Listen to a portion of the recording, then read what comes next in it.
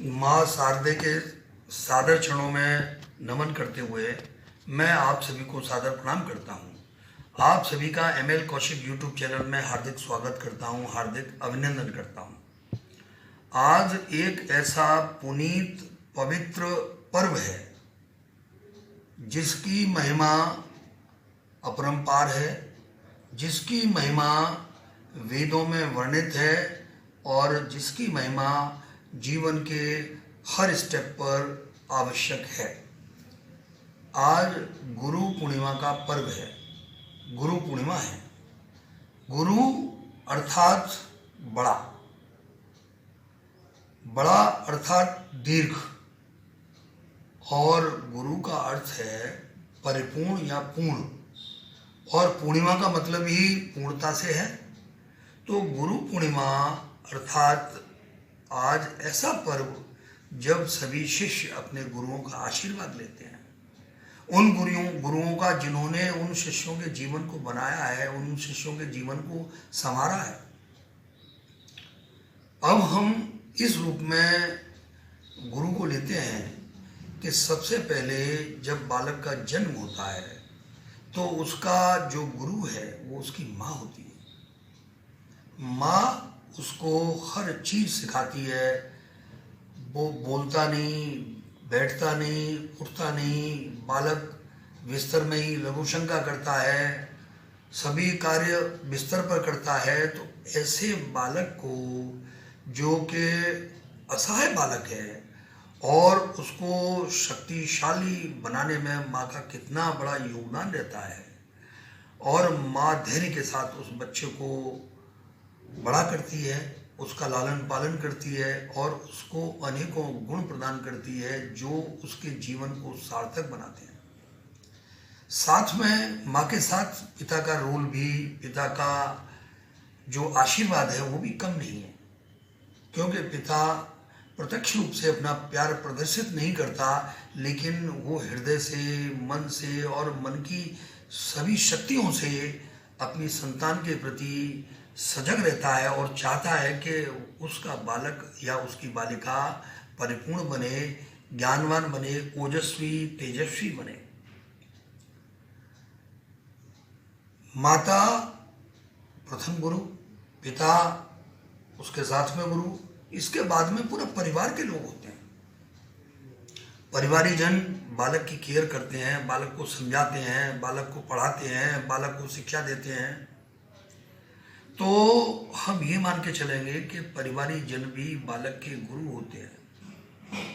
और इतना ही नहीं, जो पास में पड़ोसी हैं, जो आस-पास में रहने वाले लोग हैं, वो भी उस बच्चे को कुछ सिखाते हैं, अर्थात वो पड़ोसी भी उस बालक के गुरु होते हैं।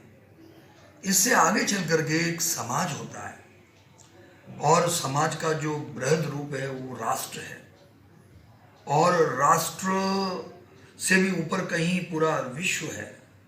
तो पूरे विश्व में, समाज में, राष्ट्र में, विश्व में ऐसे जो लोग हैं जो कुछ न कुछ सिखाते हैं, वो भी गुरु होते हैं। तो इस तरह से इसकी चेन बन गई कि माता गुरु, पिता गुरु, कहीं परिवार के जितने भी सदस्य हैं वो सब गुरु, और पास पड़ोसी गुरु, और पूरा समाज, राष्ट्र और पूरा विश्व गुरु। इस तरह से गुरु वह परिपूर्ण व्यक्ति है, वह परिपूर्ण व्यक्तित्व होता है जो अपने अंदर निहित ज्ञान को दूसरों को देता है, और व्यवहार से, स्वभाव से, और अपने मन से, वाणी से, कर्म से वो अपने शिष्य का पूर्ण विकास करता है, सर्वांग विकास करता है। वो निश्चल भाव उसके मन में होता है। तभी तो हम गुरु को ज्ञानेश्वर कहते हैं। ज्ञानेश्वर अर्थात प्रथम अक्षर ज्ञान से लेकर के और ज्ञान के महासागर तक ले जाने वाला, और महासागर में गोते खिलाने वाला, तो वही गुरु होता है, गुरु श्रेष्ठ होता है।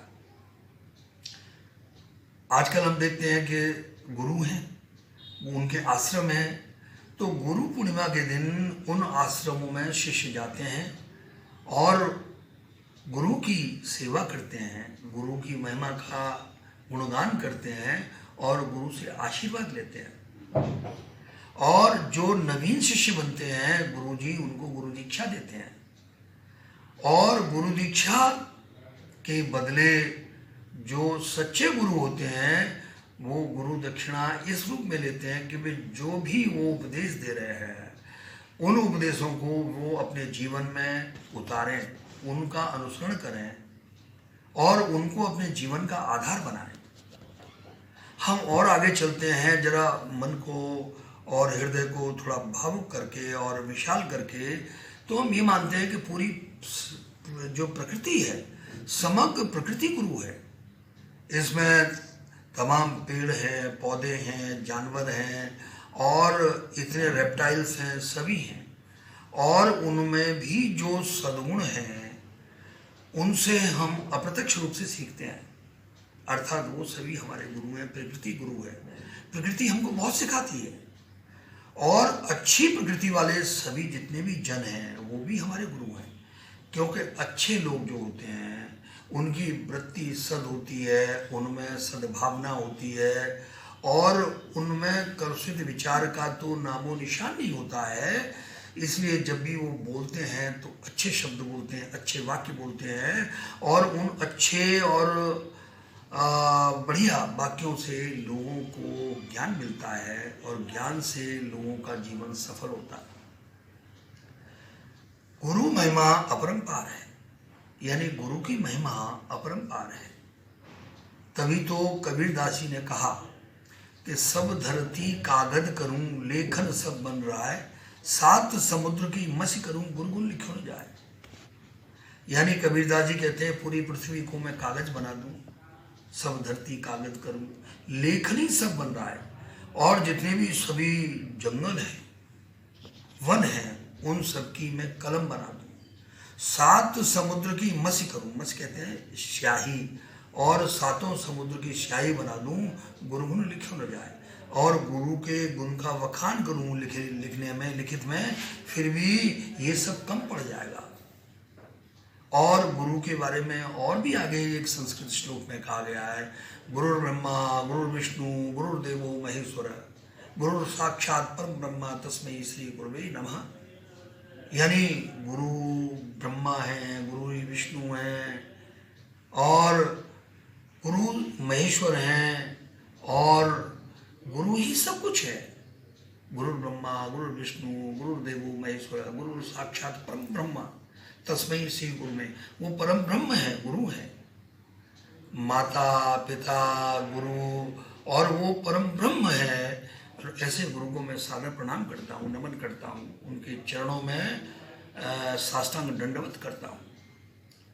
गुरु पूर्णिमा के दिन गुरु पूजन की परंपरा है।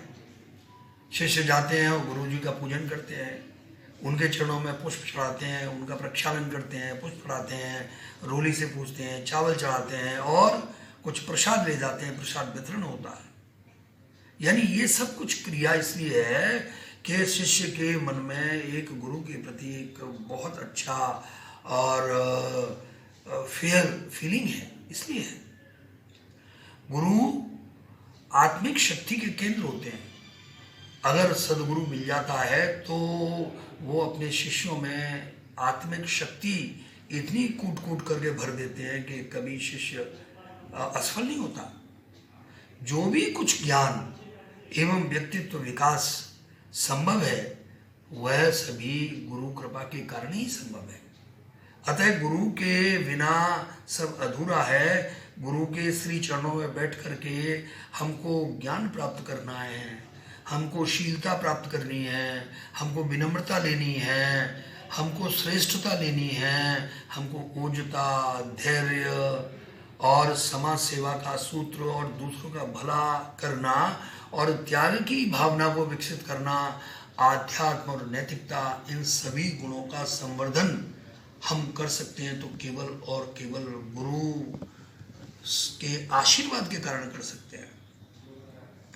गुरु का जीवन व्यवस्थित होता है, अतः गुरु हमको जीवन में व्यवस्थितता सिखाते हैं, व्यवस्थितता का पाठ पढ़ाते हैं और और गुरु के बिना सदगति प्राप्त नहीं होती है।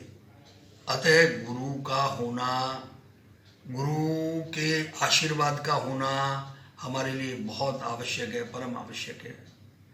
गुरु के मन में कोई विकार नहीं होता, गुरु के हृदय में कोई कलुषित विचार नहीं होता, भाव नहीं होता है। ये उन कलुषित विचारों से, भावों से गुरु मुक्त होते हैं, गुरु श्रेष्ठ होते हैं। और इसी कारण से शिष्य को ये मनोवैज्ञानिक रूप से आत्मिक संतुष्टि मिलती है और वो गुरु की ओर और अनायास ही स्वाभाविक रूप से आकृष्ट होता चला जाता है और गुरु का आशीर्वाद प्राप्त करता है। श्रेष्ठ एवं सफल जीवन जीने की कला तो गुरु ही सिखाते हैं। हम सभी आज गुरु पूर्णिमा उत्सव पर, ये मैंने एक छोटा सा अपना वक्तव्य दिया है, गुरु के द्वारा दिए हुए उपदेशों का पालन करेंगे, उनका मनन करेंगे, अपने जीवन में, व्यवहार में, स्वभाव में उनको डिजॉल्व करेंगे, घोलेंगे। और जब भी हम कोई भी कार्य करेंगे तो गुरु का स्मरण करेंगे। मैंने बहुत से व्यक्तियों को तो देखा है, जब भी कोई भी कार्य प्रारंभ करते हैं तो गुरु महाराज की जय, गुरु का स्मरण करते हैं। और गुरु तो हर स्टेप पर होते हैं। कहीं कोई व्हीकल चलाना सीखता है तो उसका भी कोई गुरु होता है, क्लासरूम में पढ़ाने वाला टीचर गुरु होता है, कहीं कोई अच्छी सीख देने वाला गुरु होता है।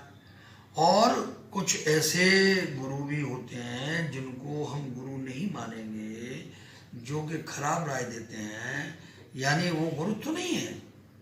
तो हमें तो सदगुरुओं की संगति करनी है और एक चीज को ध्यान में रखना है, सठ सुधरे सत्संगति पाई। अगर कोई भी ऐसा व्यक्ति है जिसमें अनेकों दोष हैं और उनको अगर श्रेष्ठ गुरु की प्राप्ति हो जाती है, श्रेष्ठ गुरु का सानिध्य मिल जाता है, तो निश्चित रूप से ऐसा व्यक्ति धन्य हो जाता है, उसका जीवन धन्य हो जाता है और जीवन में साफल्य उसको प्राप्त होता है। अतः आज के दिन हम सभी अपने गुरुओं का पूजन करें, उनको सम्मान दें, उनको साष्टांग दंडवत करें और उनसे आशीर्वाद प्राप्त करके अपने जीवन को धन्य करें। यही वक्तव्य मुझे आज देना था। इस वीडियो को बनाने में मिस्टर नवीन वशिष्ठ जो पीजीटी कॉमर्स हैं, उन्होंने अपना सहयोग प्रदान किया है। मैं उनको थैंक्स कहता हूँ और आप सभी को भी बहुत बहुत धन्यवाद। Thank you very much.